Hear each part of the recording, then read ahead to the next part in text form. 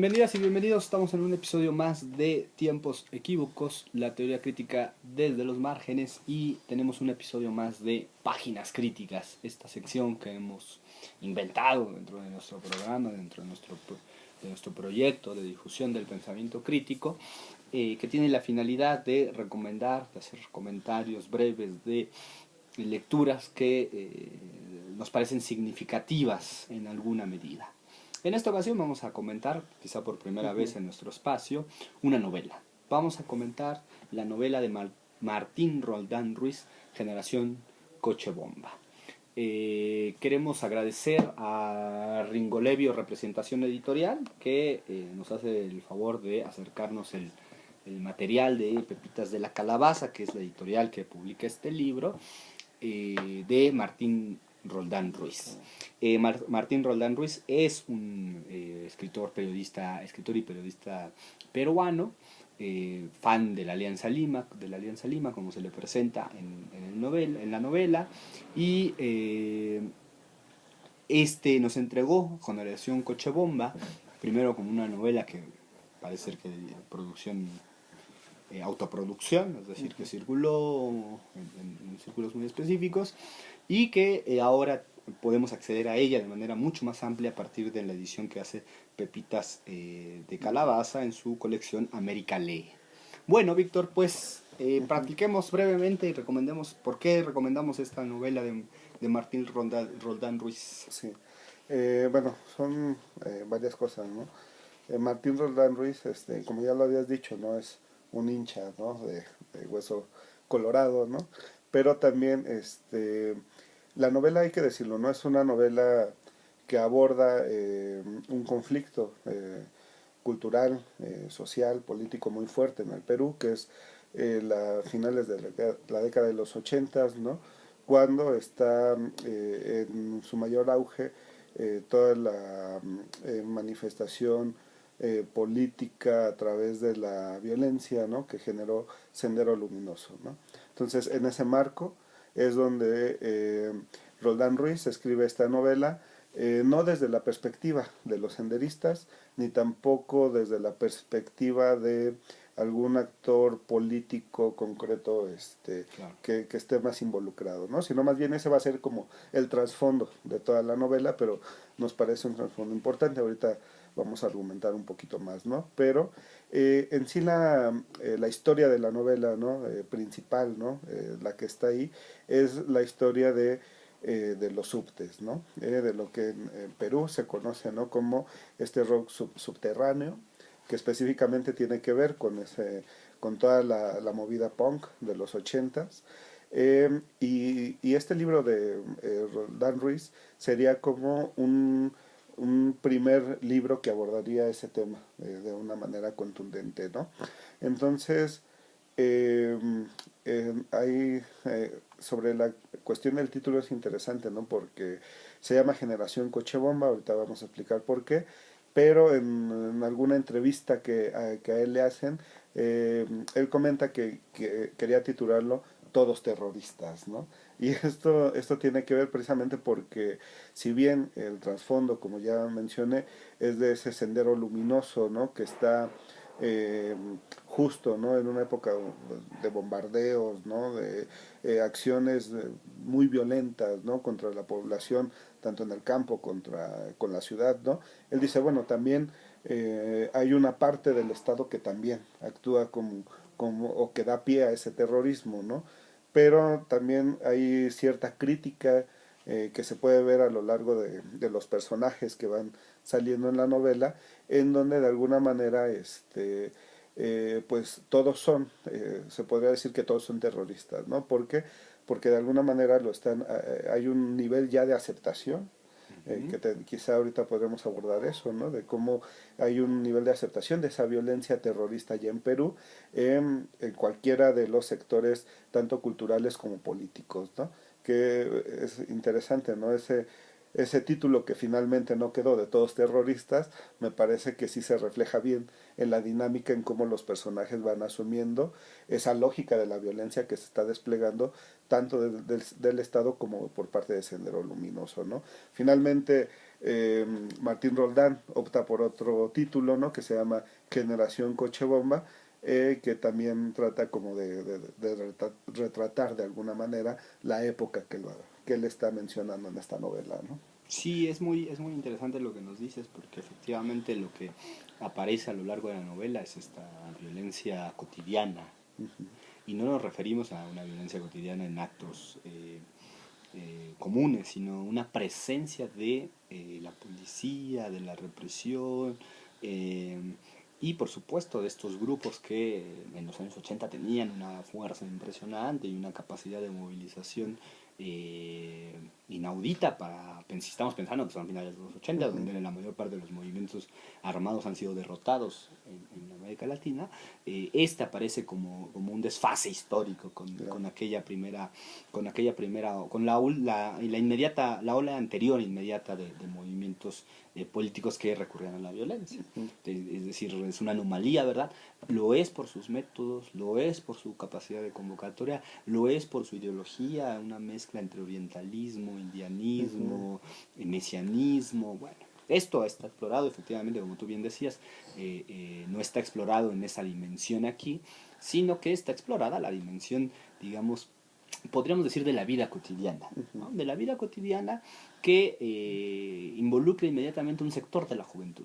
Creo que por esto eso que mencionabas de los subtes, el movimiento punk, ¿no? Este movimiento de lo que nosotros se conoce como el rock de los suburbios, el rock urbano Ujú. u otras expresiones, eh, Los hoyos funkis los en hoyos México. funkis, claro, se relaciona, que Ujú. es represión, que son anarquistas, ¿no? Tienen un lenguaje anarquista, pero en una situación social muy particular, que Ujú. es de precariedad, que es de pobreza, que es de represión, que es de violencia, ¿no? Y efectivamente, como tú dices, las historias que se van entretejiendo convocan por un lado al grupo terrorista, pero también convocan a esta juventud, ¿no? Y creo Claro. que aquí sí hay algo bien importante, cómo se hilvana esta época de violencia y de represión con la música y la cultura que surge de esa música, ¿no? Sí, claro que ahí también hay una cuestión interesante, ¿no? Porque Martín Roldán, ¿no? Me parece que es como de toda una generación, o está retratando a una generación que en esos ámbitos de las tribus urbanas, ¿no? Como les dirían algunos, este, todavía hay como una leve diferencia, ¿no? Porque dice, bueno, los subtes no necesariamente son anarcopunks, ¿no? Ujú. Él ve como una diferencia ahí sustancial, ¿no? Eh, y que también es una cuestión como bien interesante, ¿no? Porque justo en esta manifestación que tú mencionabas de la vida cotidiana, ¿no? O de cómo se presenta la vida cotidiana dentro de los personajes, eh, el hecho, ¿no? De que estos no sean anarcopunks, no porque uno sea mejor una cosa que la otra, ¿no? Simplemente el matiz estaría en que no son chicos o una generación de jóvenes todavía muy politizada, ¿no? Por lo menos los subtes, ¿no? Ujú. Dices, al lado estaban, claro que sí, los que querían vincular directamente a todo ese movimiento con la cuestión política, ¿no?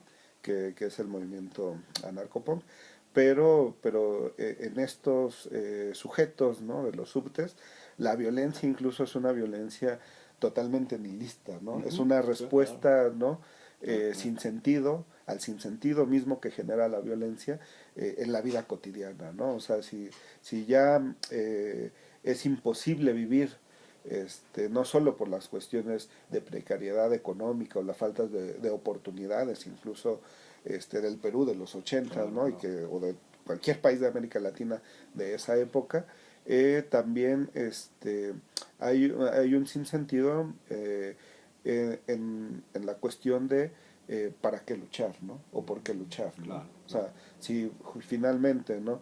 Eh, la cuestión del terrorismo se expresa desde la represión del Estado, ¿no? Desde la represión de la familia, ¿no? Desde la represión moral de la sociedad, ¿no? Y al lado de eso tenemos toda esta expresión de violencia de los grupos supuestamente libertarios. Claro. Entonces, ¿qué sentido tiene luchar por que las cosas sean de una manera distinta, ¿no? Ahí es la violencia ya en su sentido más nihilista, ¿no? Claro, un sinsentido. Y que aparece reflejado, les invitamos por supuesto a que se acerquen en los personajes, que son personajes que prácticamente viven entre el alcohol, las drogas y la música, ¿no? Es decir, lo que articularía en gran medida Y las peleas callejeras. y las peleas callejeras, por supuesto, o las redadas Sí, policíacas, ¿no? Que hay. Eh, pero más no hay, es decir, no hay una generación, vamos a decirlo un poco fuerte, condenada, verdaderamente condenada, cercada, atrapada en un remolino del cual desoptaron por lo que parece ser la opción más racional en el fondo, que era vivir lo que se podía vivir y no más, ¿no? Es decir, efectivamente el Estado, los grupos criminales, los grupos terroristas, la familia, la sociedad, incluso hay una escena de una manifestación de gente rica, ¿no? Donde van y se ven envueltos en un enfrentamiento. Es decir, están cercados por todos lados, ¿no? Están cercados por todos lados. A mí me gustaría, bueno, no vamos a contar la trama de la novela y estos personajes que entre alcohol, drogas y música van construyendo su cotidianidad sin educación, sin posibilidad de educar, pero sí en un sentido sí de comunidad, claro. de apostar a relaciones de amistad, de fraternidad, que están rompiéndose y recomponiéndose todo el tiempo, ¿no? Por ejemplo, con los niños de la calle, hay una trama ahí que involucra a niños de la calle.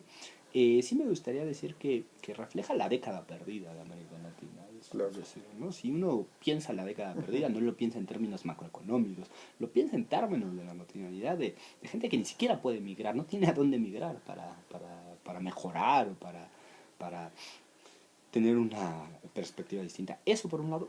Y por el otro, que en la novela se trama por momentos, entre ellos a un taxista al cual le roban el taxi, ¿no? En un acto de político terrorista, de recurrir al pasado. La propia historia del Perú está expresada ahí, por ejemplo, con respecto al general Alvarado y su gobierno, ¿no? También está atravesada la dinámica histórica del Perú y cómo aquel intento reformista de los años 60 devino, 60-70, 70. ¿no? 68-78, que dura el gobierno militar, que fue una experiencia de distinta índole, pero de carácter reformista.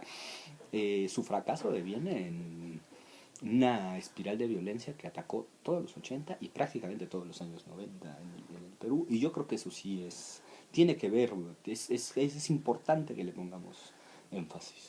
Sí, ahí suceden, a mi parecer, dos cosas, ¿no? De alguna manera, Martín Rolán está mostrando eh, dos facetas, ¿no? Generacionales también, ¿no? Claro, Es interesante cómo realmente toda la novela se puede ver en esos cruces generacionales, ¿no? Eh, de la militancia incluso, ¿no? claro, Justo el taxista, ¿no? Que no es cualquier taxista, ¿no? Es un taxista que había sido sindicalista, ¿no? Que había de alguna manera visto los años dorados de ese periodo anterior, ¿no?